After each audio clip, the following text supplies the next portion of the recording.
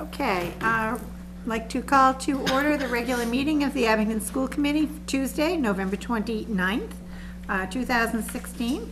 Could everyone stand to salute to the flag, please? I pledge allegiance to the flag of the United States of America and to the republic for which it stands, one nation, under God, indivisible, with liberty and justice for all.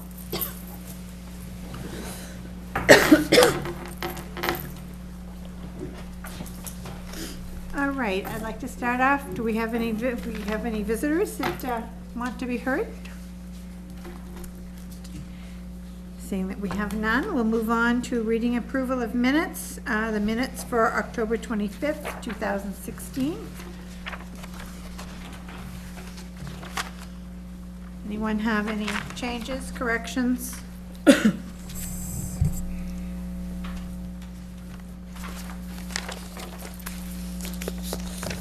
If not, do I hear a motion to accept the minutes? I'll make a motion. I'll second. All in favor? Aye. Thank you. I should announce before we go on, we have a just managed to get a quorum here tonight. Wendy is sick with pneumonia and Mike was tied up with business.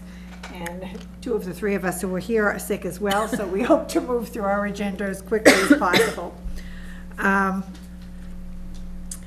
First, we have report of subcommittees, and Wendy and I were both supposed to report on our trip to the MASC-MASS joint conference.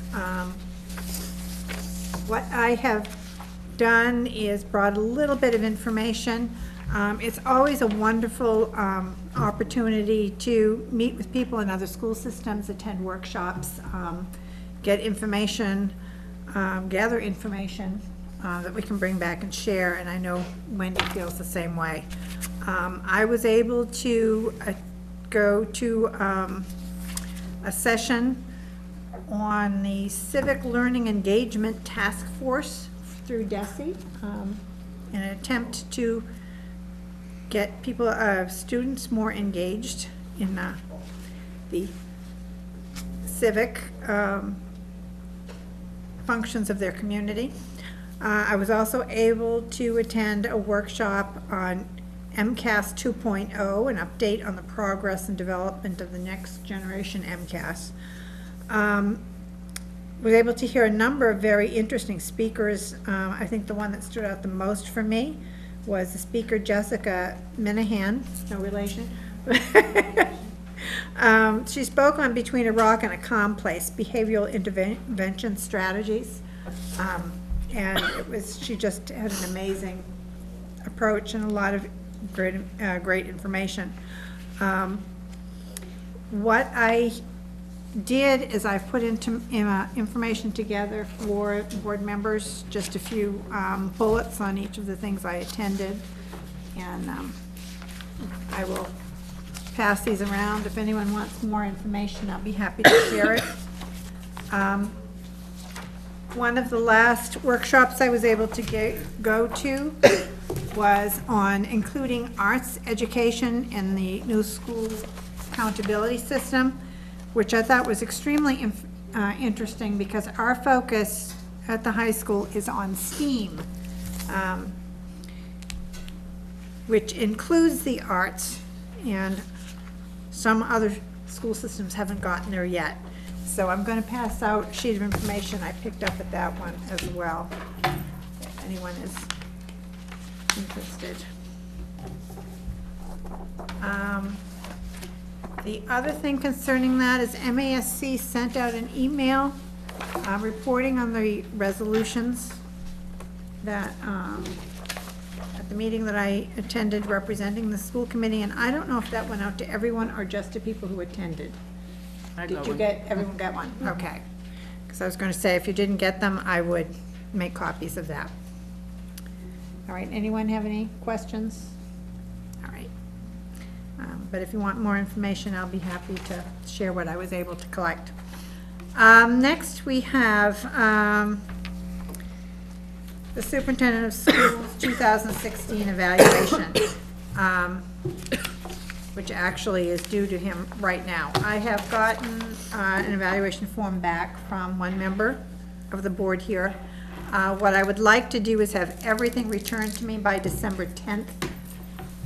If anyone has any problems filling out the form, please call me and I'll walk you through it and talk you through it. What I'm going to try to do is have the whole thing put together, compiled and written up for our meeting on January 3rd, so that Peter will have the information so he can have his goals for next year ready for us by our second meeting in January at the end of the month. Also, if anyone has any questions on the information that Peter put together, he did his self-evaluation, listed the things that he had done. What doesn't get included when he does that is all the documentation that goes behind each of the things he has listed. So if you have any questions on anything he has listed, or you want to see any of his documentation, please contact Peter, and I'm sure that he'll be happy to give you any information that you want. But I really need to have everyone's evaluation in by December 10th, so that I can have everything put together. And Jeanette, I thank you very much for getting yours to me in such a timely fashion. Any questions on that? Any problems with getting it done by then? And I will have to get that information out to Wendy and Mike. On a subcommittee informational item, can I just Go right ahead. before we Yep. move on to that section? So Felicia and I will be asking Mike and Wendy to meet with us in budget and finance subcommittee the end of the month, so that we can be prepared for our January meeting. Also, just to let you know, that's coming up on the horizon. We'll do that work with them behind the scenes, and then bring all the information back to the committee starting in January, and we'll move through the budget season till we get to town meeting. All right. Anything else we need? Okay. Moving on. Report of the Superintendent of Schools. Under my section, we have the high school, and Terry Sullivan, with a proposal from the school council at the high school. It's in your packet. There's a memo from Terry outlining the proposal and the information on start time for 2017-18.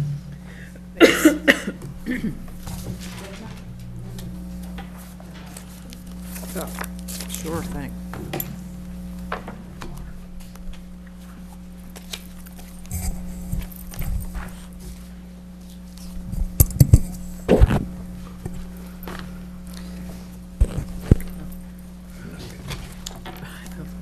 Thanks. I think in your packet, I've given you the final school council's about an 18-month process of what we're proposing. This really began with the thinking process around how to move to a new building, a co-located situation with grades 5 through 12, and a discussion about the research and starting school at a later start time. So what I provided in your packets was the actual bell schedule and what that would look like. The other piece of that was a teacher day that would go, the way we designed the schedule here was that students would get out at 2:40 and teachers would work until 3 o'clock. Again, not to change contractual hours in terms of the amount of time, but right now our students are dismissed at 1:57 and teachers leave at 2:10. The 20-minute felt like a stronger, regular pattern of make up a quiz, check in to get your homework, and it would be a smoother day and a way to end the day. And this teacher day would be 8 to 3 instead of the current 7:10 to 2:10. So that's kind of what the schedule looks like, and I was going to walk you through the PowerPoint of how we got here, why we're proposing this, and then I provided you one article of the research. There's just so much out there. I didn't just pick the most recent one. Thank you to Mrs. Kelleher for putting this PowerPoint together. She's credited with all the graphics, and she's very proud. Schedule change, you're kidding me, the first one.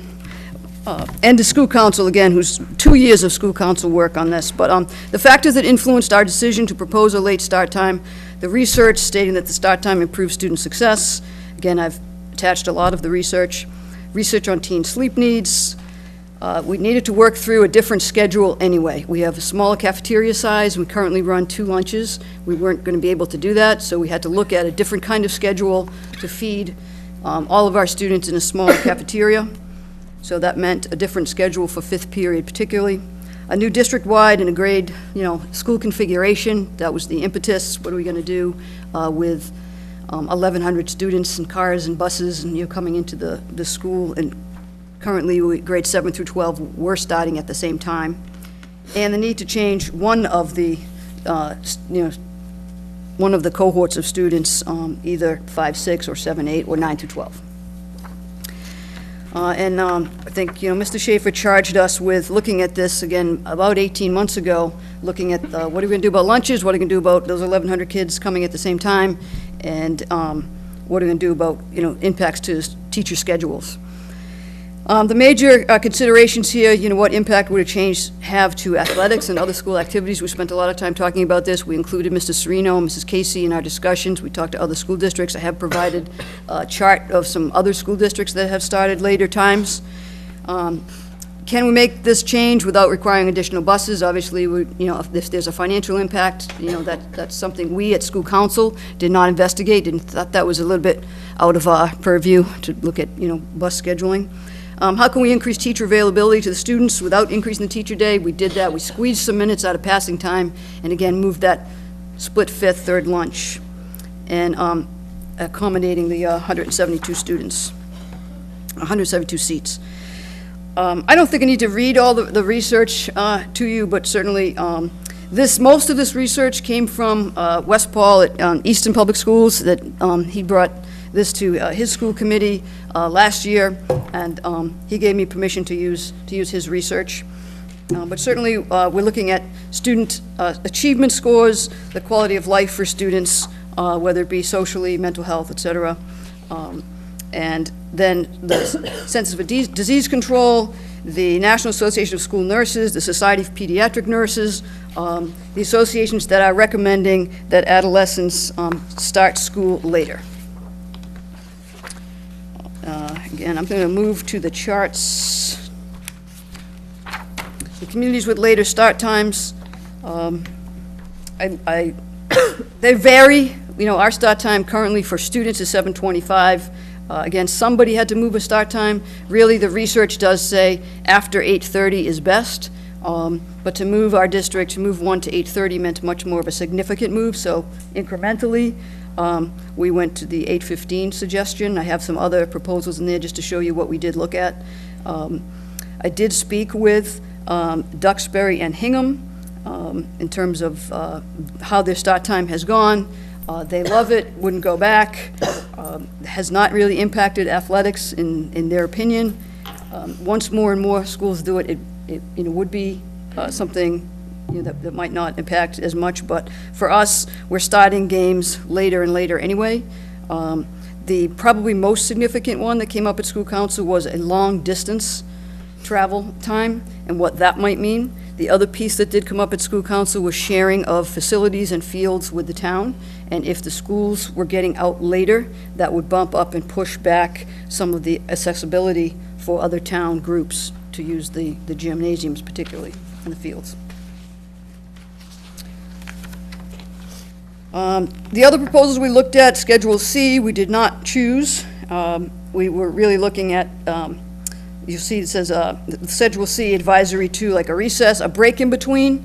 We're so bound by structured learning time and the 990 hours required for high schools that we count every single minute. We opted against this one. This one also we opted against because of supervision. Hard to supervise that break in the day, but we did discuss it.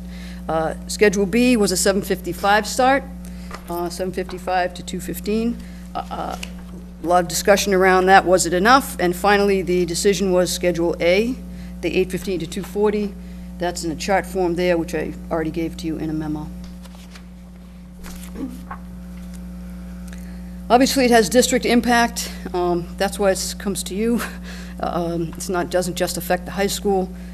Would affect, possibly busing, times students out at the bus stops, how long is their travel time.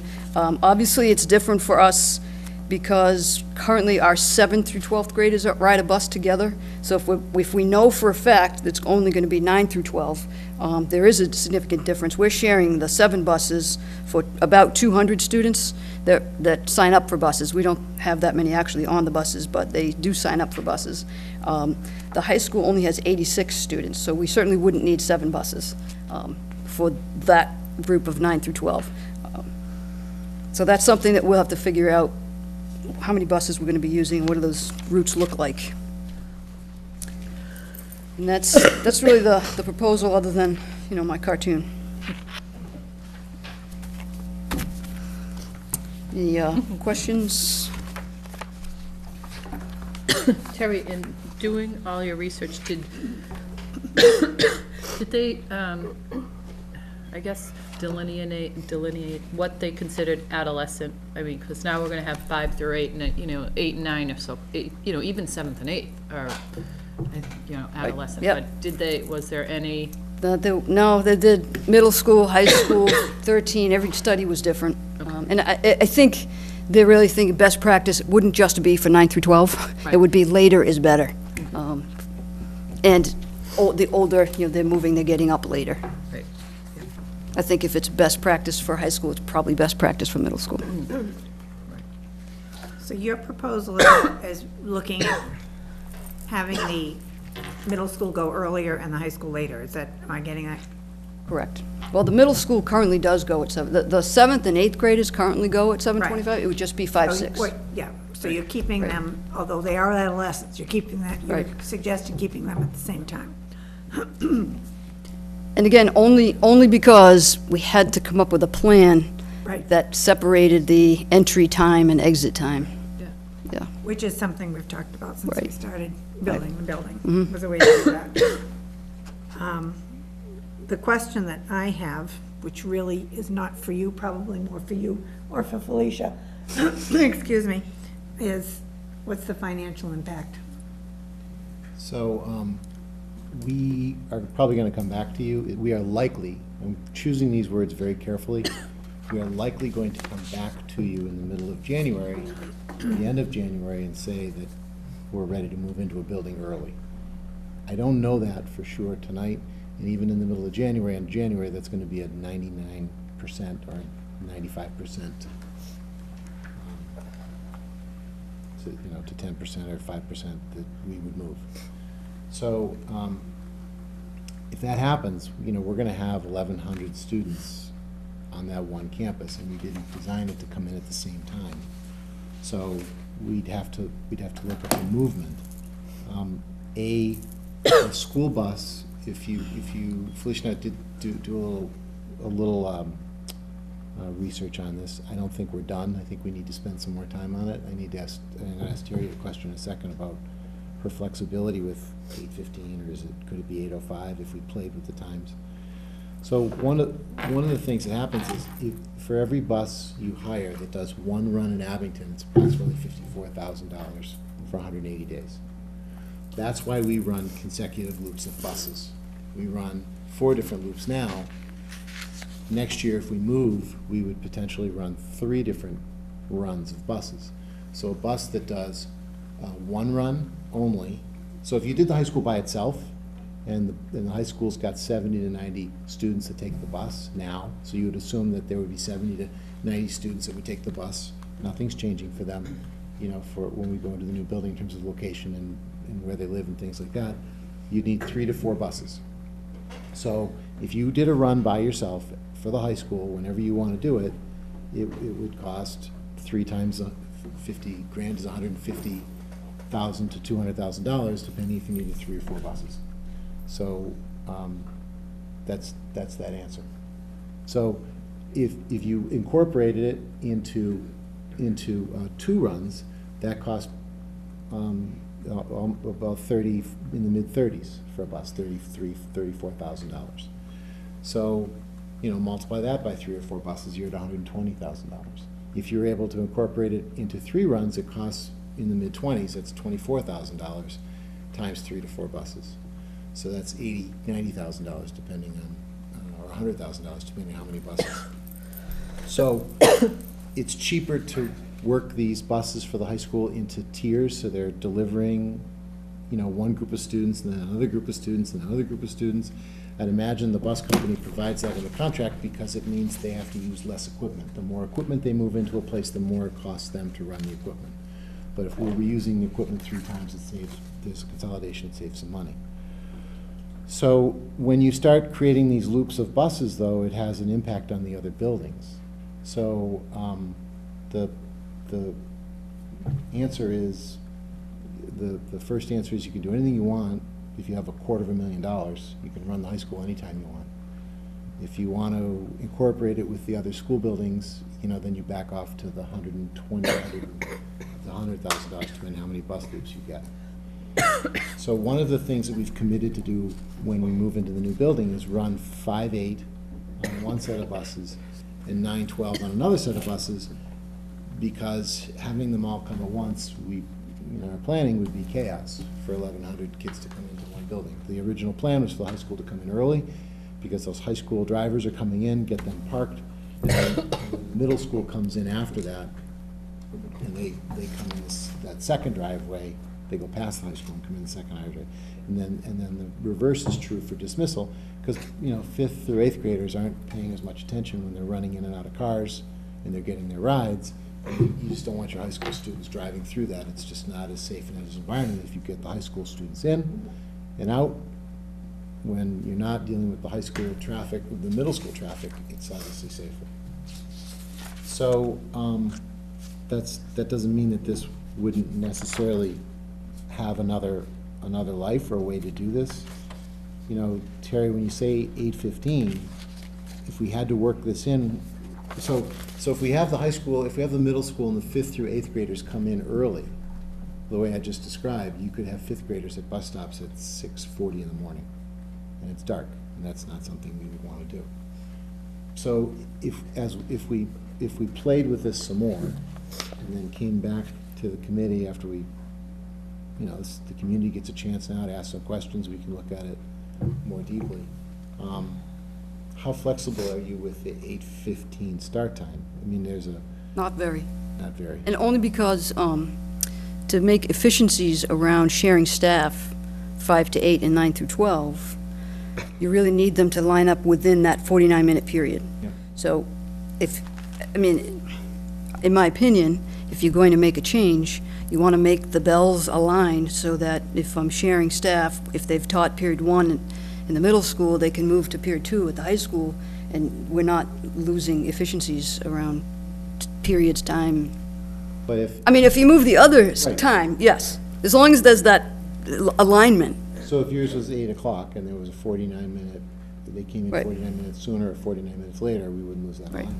So how set are you on that if the other time moved? I think that's fine, I just think that nobody else has come up with another plan. Because the other, as we think about it, if you brought the high school in at 8:15, then you brought the high school in, the middle school in 45 minutes after that, then you did that third run for the elementary school, 45 minutes after that, you're bringing your elementary school in at 9:45. Right. We don't want to send them home at, what time would they? We'd send them at 3:45, it's dark, we'd be sending them home by the time the bus is delivered in the dark, the other end. So, those are the things we need to think about. If people have questions about it. All the research is there, that having the students start later is a good thing. We've got a lot of variables coming together next year, and I think a little more study needs to go into how all those pieces are going to be moving together. Because you got the 5th and 6th grades moving, you've got the schedule has to be done for the middle schools, you've got the schedule to look at, you've got your buses to look at. The whole system is moving all at once. And I think although I think it's a good idea, I think it's a good thing, I think more needs to go into it. Have you worked with the middle school at all in scheduling? And There's less sleepover working with the middle school about trying to.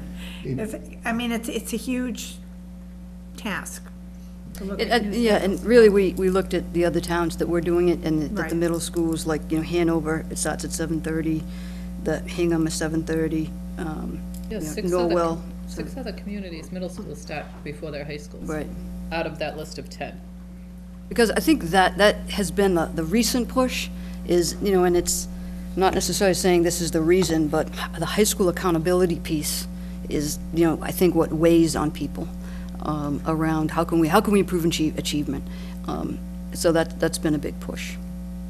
So, and you and your school council have done a great job, and there's no question it's not a good thing for the high school. It's probably a good thing for everybody, but like with the buses, it's too bad that the buses, kind of rule how this works. 9 to 5 is really what most of the research says, around we're working on and still on an agricultural calendar and agricultural schedule for students.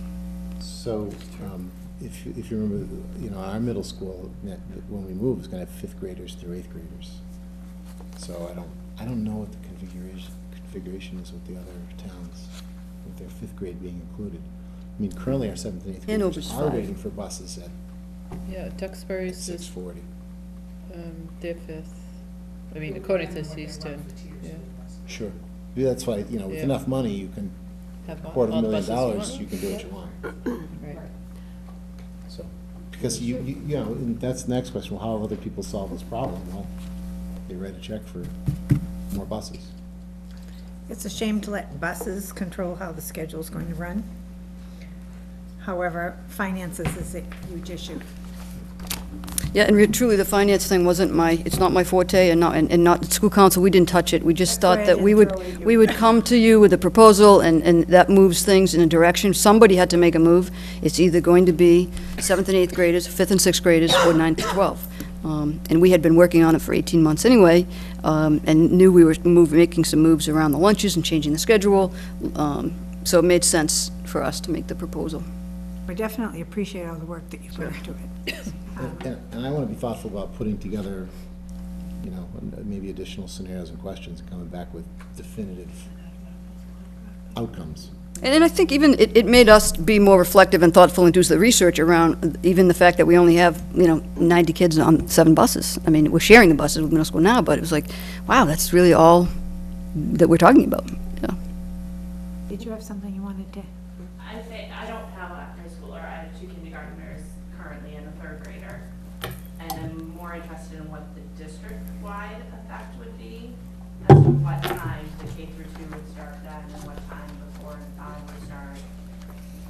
And has anybody given thought to childcare arrangements that we're working on? I'm blessed with a lot of family that's able to take care of my kids, but that's not community piece of it all. That's the biggest community impact, is the childcare piece on either end, whether it's before school or after school. And in this proposal, it doesn't impact the start time, it keeps the start times K to 4, the way they currently were. I mean, having a high schooler, I have to say, Wave Week Wednesdays, and if you remember, I wasn't a proponent for that, not for the times, that had nothing to do with that, but it is a much easier start to the day, and it's not as if he stays up later, it's just, it is that extra sleep, does a world of good. And I think, I'm not trying to say that's only good for high school. I think it No, I does. know. I think we see that. I think we see that because we live Wave Week Wednesday, too. But it would be good for everyone, I'm sure. Alicia, what's our bus contract? How, is it every 2 years or? Every three Three. with 2 one-year extensions. So we're in the first year of what could be up to 5. So, We'd have to notify them if we were gonna make any changes or? Yeah, I mean, they work with us in the spring around how much. What we need. buses What we that need, yep, yep, It's kind of the high school taking on the Woodsdale time, right, and flipping. so. right, it's just a flip. Yeah, I think you had identified the biggest impact is the childcare arrangements for our families, for all the people that, You can't have a 5th grader alone correct, at 6:40 at a bus stop in the dark, in the dark. correct. You shouldn't really have a 9th grader in the back. That's a You shouldn't have a 9th grader in the dark at 6:40 either. Right. Yeah, Maria? Yeah. I Yeah, the morning is they're leaving earlier. The afternoon might be that they'll be home earlier. To say nothing of the snow and there's no place to stand and. Right, that's what I meant on that end, yeah. Some portion of the community has the 9 through 12 watching them, Mhm. taking off. Right. And that's why, as I said earlier, if you had enough money, problem's gone. You just write a check to the bus company, they send you more buses, and you can do it whenever you want. So we need to look at the most cost-effective way that's reasonable to do it, that keeps kids safe. And then we need to do it as soon as we can, so that changes are coming, people can make arrangements for next year for childcare. I think it'd be prudent for us to start these discussions. I sit on the school council, as a liaison, but I think we should actually, before we worry, and we should hear from the parents that it's gonna affect, and also, know if we're actually gonna make this move. We're hoping, we're thinking we're going in January, but I also think that's the other significant thing that changed, that we were planning the high school move and now we're and not hoping. until another year, so it was sort of, did bump up the pace at which decisions needed to be made, and you needed to have information, significantly. So let me say something else, though, to people that may be watching. The other thing is that, it may not be an obvious answer, if the building's ready for everybody, for this move to take place, we need to do that. We can't wait until what we had originally planned in our calendars to make the move. Fiscally, you'd be heating spaces where there's no one. We can't afford to heat all this space through a winter and have this beautiful school and not move into it.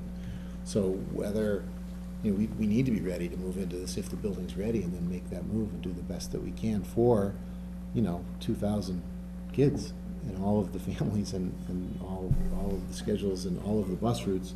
So these discussions need to take place while we're currently, oh, by the way, we're in a school year right now, and we're trying to run buildings right now and manage a $96.5 million construction project, so. I'd like to propose that we table it until you, not you, but you we have more financial information concerning the buses and what that impact would be, because I think it's a decision that we need as much information possible to have behind us before we decide. I have one more question. So K through 2 will be a 9 AM. It's expected to be a 9 AM start. What's 3 and 4? 8:55, on the grid it says 8:55, all of K through 4. If I'm looking That's at it. a suggestion, that I don't control the buses either, so. Oh, that's, again, this is. It's a proposal. They're on opposite sides of town. So just so that everybody's We clear, have no idea. as of November 29th, 7:35. we're not prepared to answer that. Yeah. There is speculation. And preschool would start at a different time as well, from the high school and the middle school. Correct. But that's Yes, less, that's that's definitely. less, there's no buses for that, there are vans for that, that's not something, that can be more independent.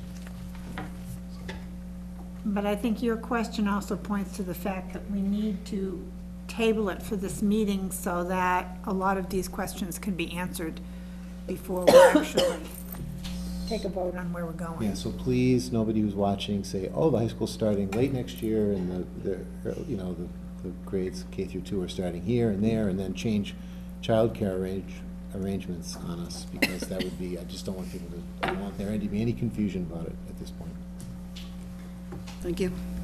It was Thank you, nice- it Terry. was Thank you. Right on in terms of what we need to do for the high school. And a lot of good work went into it. Moving on, report of the Assistant Superintendent for Pupil Personnel Services. Good Deborah. evening, thank you.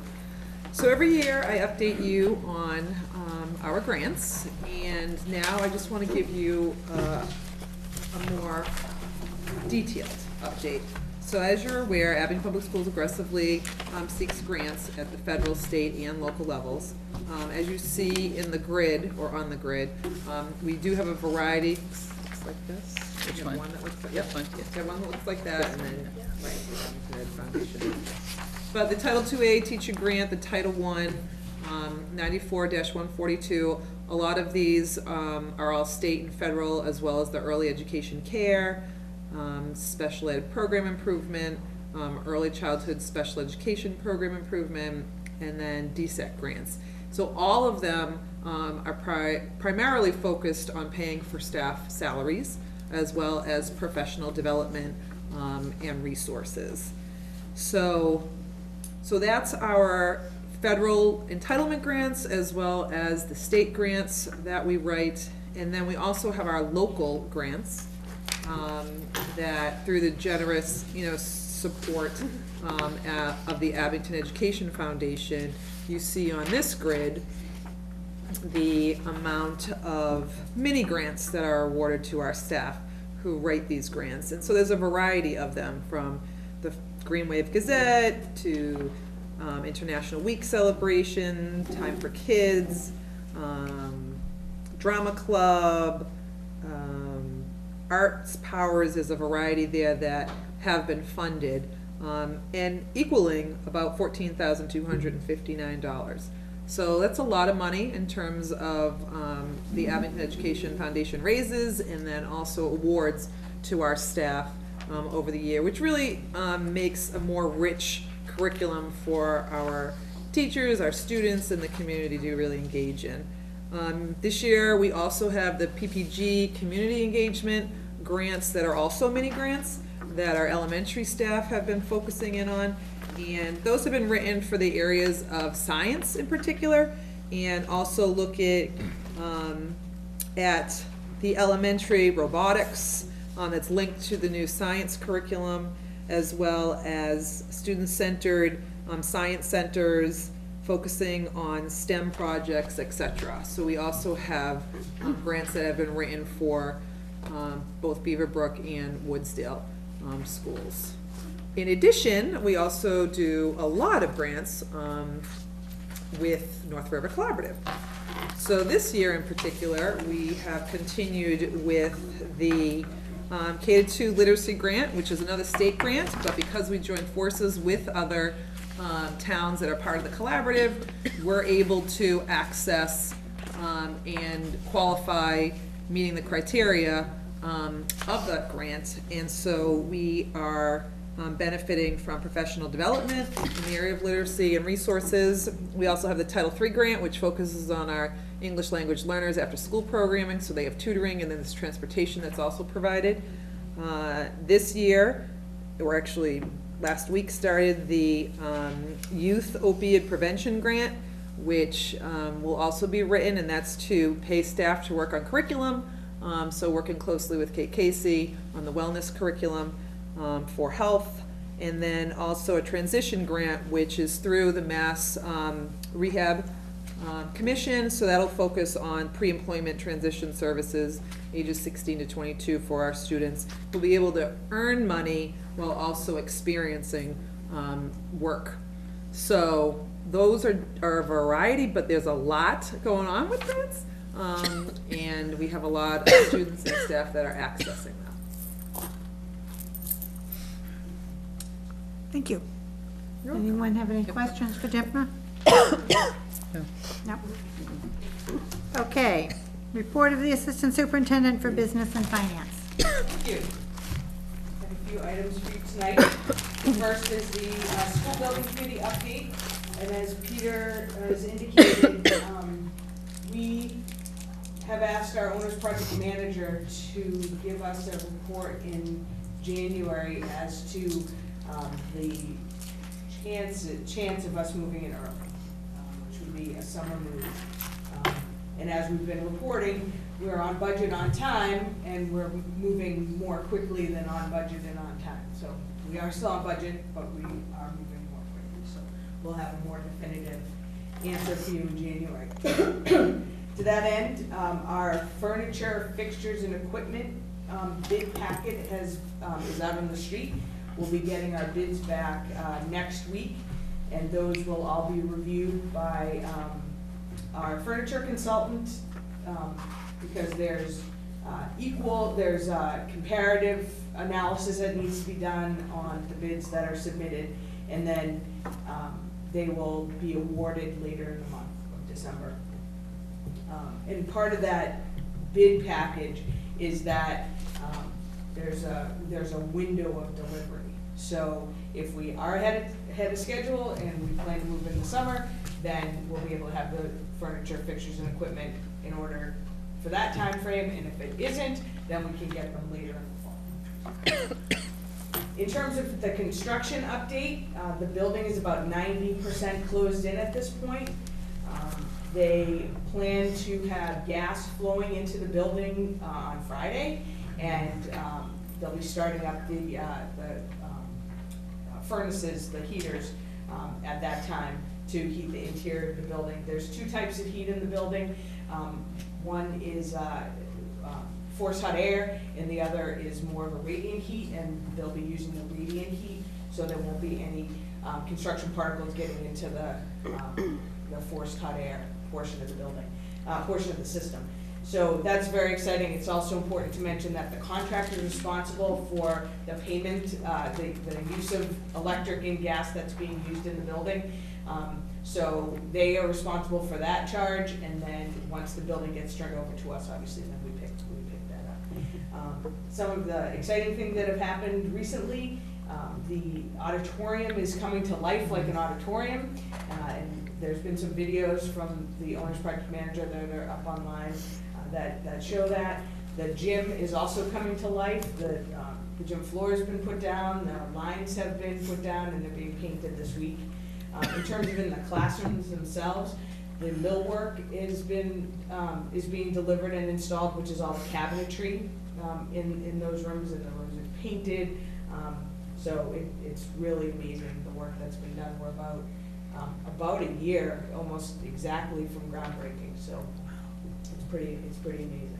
And yes, Jeanette, we're on budget and on time. Thank you. Sure. Any questions? I was asked to provide an update on the textile recycling program, and I have latest and greatest, including November's numbers. So we've been in the textile recycling program since about halfway through the 2012-2013 school year. This is our biggest year to date. This year alone, we've collected in rebates $2,912, and that equates to 58,000 pounds of textiles that aren't going into the landfills or being charged to the Abington waste. So about just a little shy of $3,000. So we'll surpass $3,000 with the December pickup. To program to date, so since midway through the 2012-2013, we've surpassed $10,000 in rebates back to the school PTOs, and that equates to just shy of 200,000 pounds of textiles, 198,780. So whose idea was it to start this program? Felicia's, I believe. Sharon White, our health agent. Good. I thought she was brought to us. In conjunction with. Yeah, it's great. So And it's free money for the PTOs. it's free money, and, you know, there's recycling boxes everywhere. They're in the, parking lots, they're in, grocery stores, or, when you donate to the boxes that are on our schools, the money comes to our The schools, PTOs, yeah. as opposed to other organizations. Has having to move the one in the high school parking lot affected their drop-offs? Because now it's at the town hall, right? So, it's been pretty consistent for the last year. That's Well, it's funny, because when you look at you can tell when Ebb people and do their flow, cleaning. There's usually a big, in April is a big month, August is a big month, and, so it's been pretty consistent Good. at the high school. The most difficult year was 2014, but it's been pretty consistent, about 16,000 pounds. The one that gets the least, honestly, is Center School, and part of that is the lack of traffic, I think, that goes through Center. Right. And the most popular one is, the two most popular are the high school and then North School. The one at North Yeah. School that PTO, that represents the Furley Furley. PTO. I can imagine the high school, because all the people here on the weekends for the sports, And soccer, going to the library, basketball, going and to town library, hall, yeah. going around the field.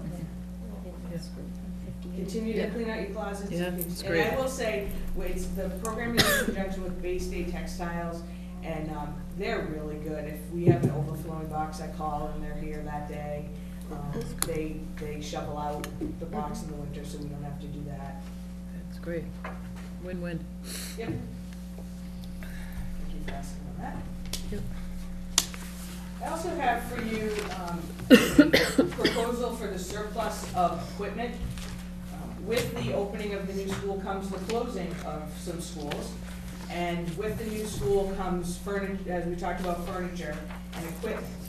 And prior to requesting any new furniture, or going out to bid on furniture and equipment, we did a walkthrough of all of our existing buildings, Abington High School, Furlio, and Center School, to identify reusable equipment and furniture that would be brought to the new building. I am happy and sad to report that there's very little that will be reused in the new building, and that's because most of the furniture and equipment is past its usable life. And there are some items that are gonna be brought over, musical instruments, shelving that'll be in storage areas, but in terms, we haven't bought full classroom sets of furniture, for example, in many years. So that, there's some science tables from the high school that are gonna be brought over. Anything that can be reused will be reused. So I'm asking tonight for a request for the school committee to declare all items that won't be used or that are past their usable life, broken, rusted, drawers that don't open, to be disposed of. And all those that still have usable life, that aren't needed by the school department, to be made available as surplus. And there's a recommended sequence of events for those, that equipment and furniture that we won't be using in the new building. And that procedure recommending is that anything that's deemed surplus that's appropriate for resale or reuse, one, Abington School Department, other schools may request the furniture or equipment. After that, departments within the town of Abington may request the surplus furniture or equipment. And number three, any remaining items will be available for sale to other local governments and to the community of Abington, or the community in general. It would be something that would be advertised. And then any money that is collected from that sale then goes to the general fund. I'd make that motion. I can't remember it all, but. I think it's a motion to accept the proposed surplus of equipment schedule. I'd make that motion to accept the proposed schedule of surplus equipment. Do you have a second? Second? All in favor? Aye. Aye.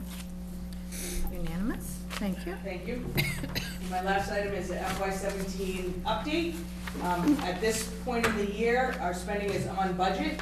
As you know, over 70% of over about 75% of our budget is salaries, and those are tracking on budget. Our special education expenditures at this point are also on budget. And we are currently, we've just spent the last 2 days actually meeting with principals and department heads in the building of our FY18 budget. So that'll be coming up in June. The last 2 Before days. we know it. We had a dozen different meetings with every school building and department in terms of the requests that they've made for next year.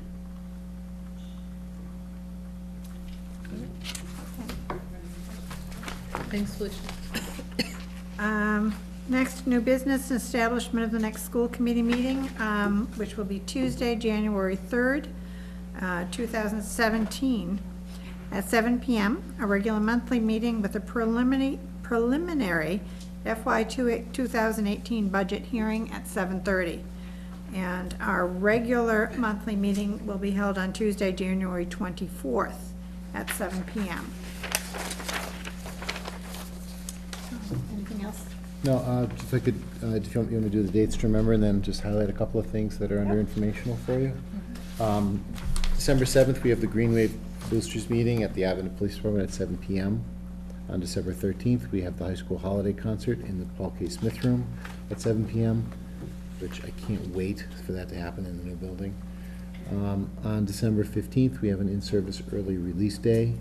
On the 16th of December, the Abington Community Band and Island Grove Chorus, and the Abington Town Choir Holiday Concert in the Paul K. Smith Room at Abington High School. I can't wait for that to be in the new building, too. Neither can I. On December 21st, we have the Woodsdale Band Chorus Holiday Concert at the Forleo Gym at 7 p.m. Ditto. Can't wait to have. December 22nd, we've got the middle school band and chorus at the Forleo Gym on the 26th of December through January 2nd. We've got the holiday vacation break. And then on January 3rd, we have our school committee meeting, which we just talked about, with the FY18 preliminary budget hearing at 7:30 p.m. So in your packet, under Building committee meeting on 20. Oh, December 20th. December 20th building committee meeting at 6 p.m. at the Abington Police Department. And then in your packet under informational, at this point, we just have a draft. This isn't even a proposal at this point of a calendar for the coming school year. Oops, sorry about the microphone. You've got a list of, and a description of the ceremony that took place at Abington High School for the induction of our new members into the National Honor Society. It was a wonderful ceremony. It is every year. You've got the North River Collaborative Annual Report under informational. And then you've got a thank you note to Dan Shaughnessy of Shaughnessy Equipment. I've accepted, by our policy, on behalf of the Abington School Committee, this is a thank you note that I wrote to him. He's donated a golf cart to our program, and we currently have golf carts that are really beyond their usable life. And you think you know, just so people in the community know, we're not using the golf cart so we can go golfing. We're using the we use the golf cart for the management and the safety of a number of athletic things that are going on in terms of, and also the logistics around the campus. So it's how we get the water jugs, the referees, injured people get on site for supervision at multiple places for our athletic department administration. So I wrote them a thank you note on behalf of the school committee, student athletes and families of the Abington Public Schools, the athletic program. I'd like to express my thanks and accept a generous donation of a golf cart valued at $2,500. The donation of this vehicle will be used in many years to come to support the supervision, emergency safety, and logistical needs of multiple school sporting events on the middle high school campus. Your generosity and thoughtfulness is greatly appreciated. So, and that's all I have for you. Anyone have anything else?